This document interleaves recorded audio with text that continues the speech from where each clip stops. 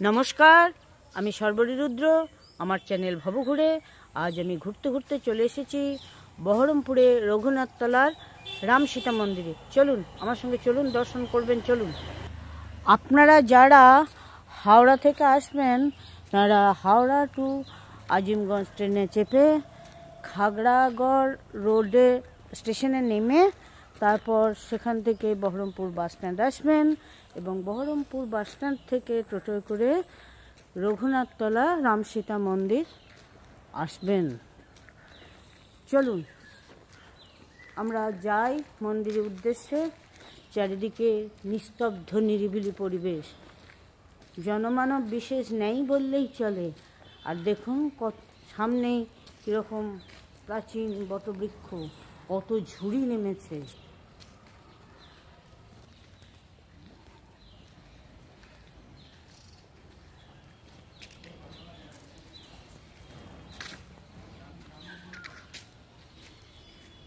মন্দিরে ঢোকার এটি একটি গেট, প্রধান গেট।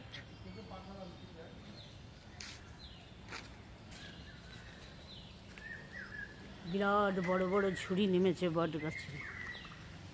কোনটা যে আসল কোনটা নকল বোঝাই যাচ্ছে না। মন্দিরের প্রাচীরের বাইরের দেয়াল, প্রাচীরের বাইরের দিকে দেখুন এইসব ছবিগুলো লাগানো আছে। শ্রীরামচন্দ্র, সীতা মা, এদিকে গৌরনিতাই, রাধাকৃষ্ণ, হনুমানজি, লক্ষ্মীনারায়ণ সবই আছে।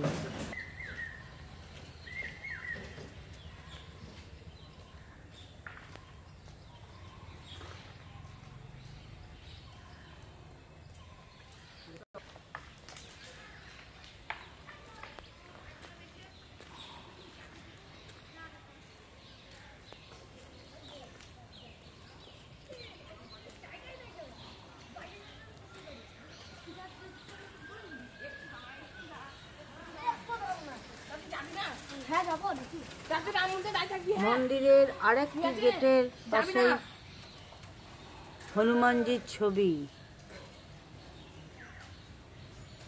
চলুন এবার আমরা মন্দিরের চত্বরের মধ্যে যাই।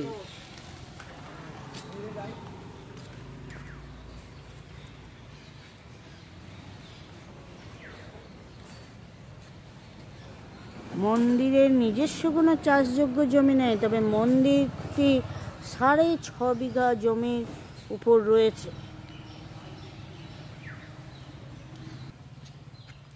এই মন্দিরটি অতীব প্রাচীন। এর প্রতিষ্ঠাকাল বা প্রতিষ্ঠাতা সম্বন্ধে কিছুই জানা যায় না। শুধু এক জনশ্রুতি অনুসারে জানা যায় বাংলায় রামায়ণ অনুবাদক কৃত্তিবাস ওঝা এখানে এসে চালাঘর তৈরি করেছিলেন এবং প্রভু শ্রীরামচন্দ্রের সেবা করতেন। তবে এই মন্দিরটি অনেক পরে লালগোলার রাজা শ্রী যোগেন্দ্র নারায়ণ রায় 1327 খ্রিস্টাব্দে সংস্কার করেছিলেন।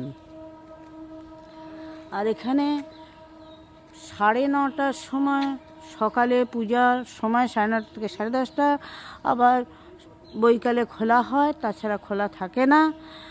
আর দ্বাদশীর দিন, প্রতি মাসে দ্বাদশীর দিন অন্নভোগ হয়। তখন বাইরে থেকে প্রায় 150 জন ভক্ত এসে প্রসাদ খান।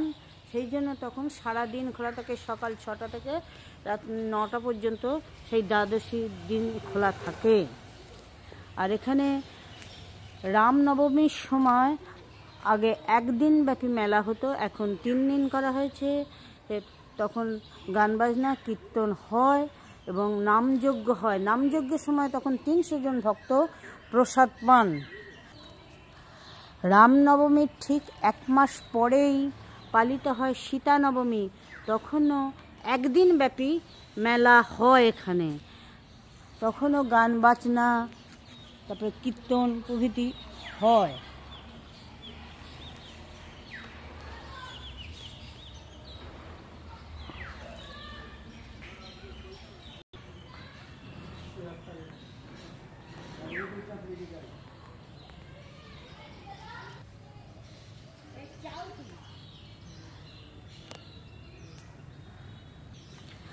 পাশেই আছে চালতিয়া বিল।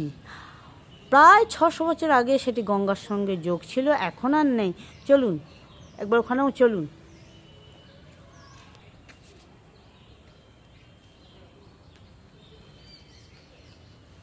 এই মন্দির চত্বরটি প্রাচীর দিয়ে ঘেরা, প্রায় 6.5 বিঘা জমির উপর বেষ্টিত। চারিদিকে ছোট ছোট ফুল গাছ লাগানো আছে।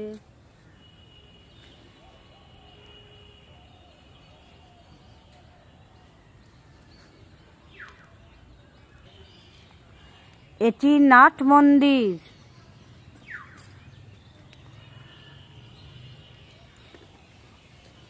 এখানে কীর্তন গান বাজনা হয়।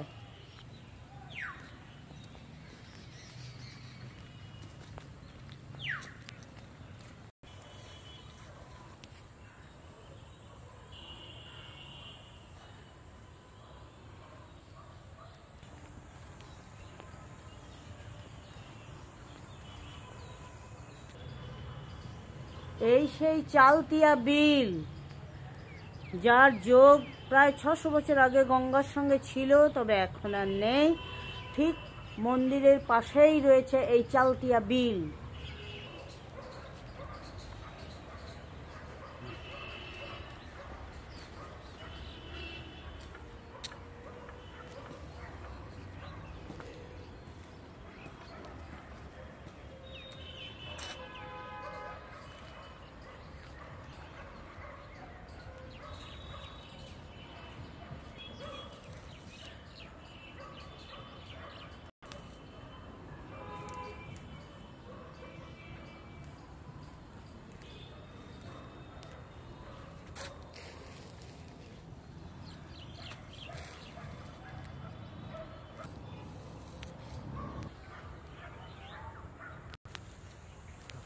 এখনো ঠাকুরমশাই আসেননি পুজো করতে। ঠাকুরমশাই এলে আপনাদেরকে দর্শন করাবো প্রভুকে। এখন চারপাশটা একটু দেখুন।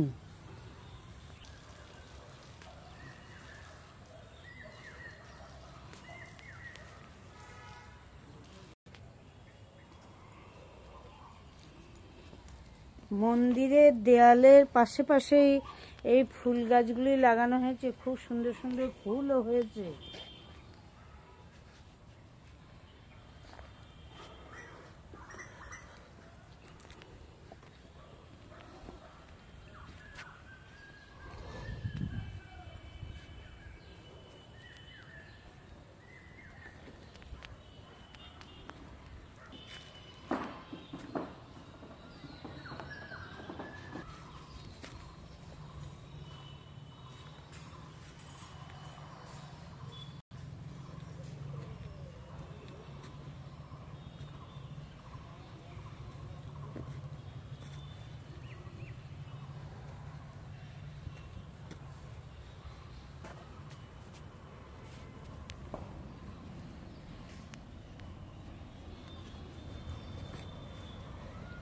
Lady bird.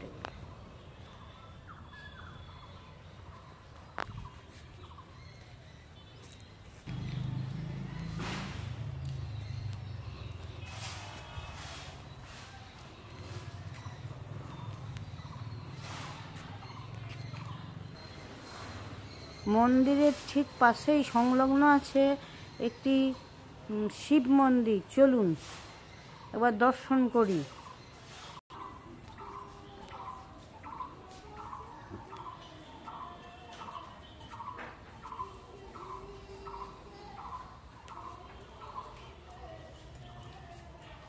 পার্বতী বল্লভ নীলকণ্ঠ দেবাদিদেব মহাদেবকে দর্শন করুন। ওপরে আছে একটি পিতলের নটরাজের মূর্তি।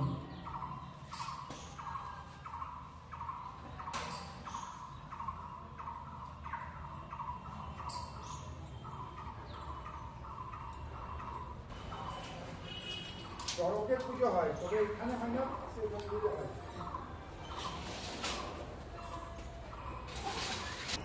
চলুন প্রভু শ্রীরামচন্দ্র এবং সীতামাতাকে দর্শন করবেন। চলুন।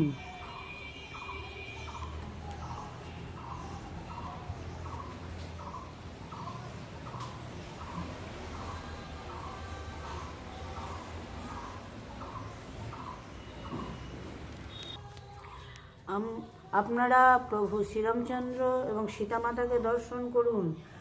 পাশেই আছেন ভ্রাতা লক্ষণ এবং বজরংবলী।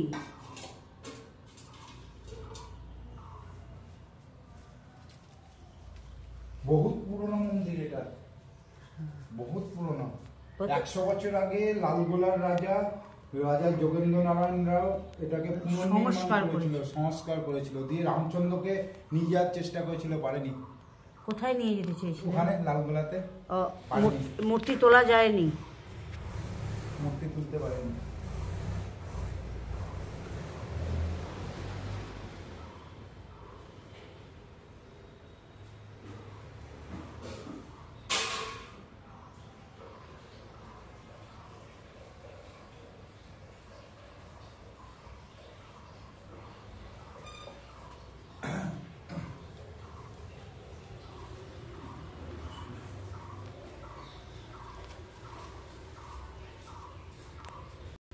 বলছি ভোগ কখন হয়? দ্বাদশীতে। আর এমনি অন্যদিন হয় না? অন্যদিন আপনার চিড়ে হচ্ছে রামচন্দ্রের আসর দিয়ে। প্রত্যেকদিন চিড়ে ভোগ হয়। চিড়ে, আর আপনার একাদশীর দিন তো লক্ষ্মী দেওয়া হয় না, ওই দিন সাবু দেওয়া হয়। মহাদেবকে আপনার লুচির ভোগ দেওয়া হয় দ্বাদশীর দিন। দ্বাদশীর দিন।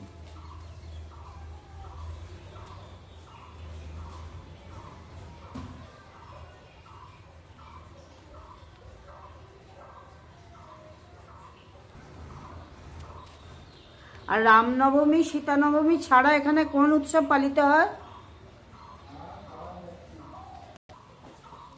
বলছি এখানে উৎসবগুলো কি কি হয়? রামনবমী সীতা নবমী তো পালিত হয়, আর তাছাড়া আর কি পালিত হয়? তাছাড়া সেরকম কিছু হয় না, এছাড়া বিশেষ কিছু হয় না।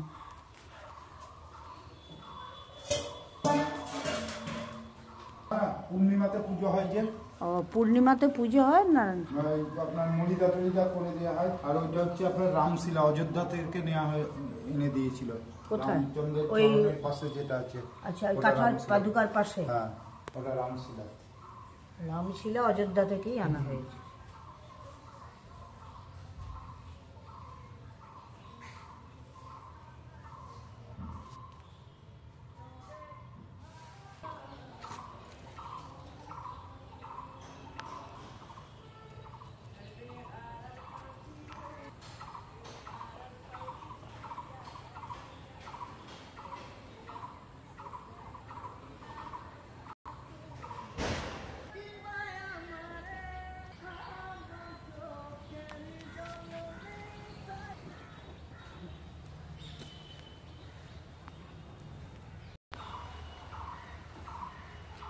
আজ এই পর্যন্তই। আবার কোনো দিন ঘুরতে ঘুরতে আপনাদের সঙ্গে আমার দেখা হয়ে যাবে। ততক্ষণ আপনারা ভালো থাকুন, সুস্থ থাকুন, আনন্দে থাকুন এবং আমার সঙ্গে থাকুন। আর হ্যাঁ, আমার চ্যানেলটিকে সাবস্ক্রাইব করে দেবেন। ভালো লাগলে লাইক, শেয়ার ও কমেন্টস করবেন। শেষ পর্যন্ত থাকার জন্য আপনাদের অনেক ধন্যবাদ জানাই। নমস্কার।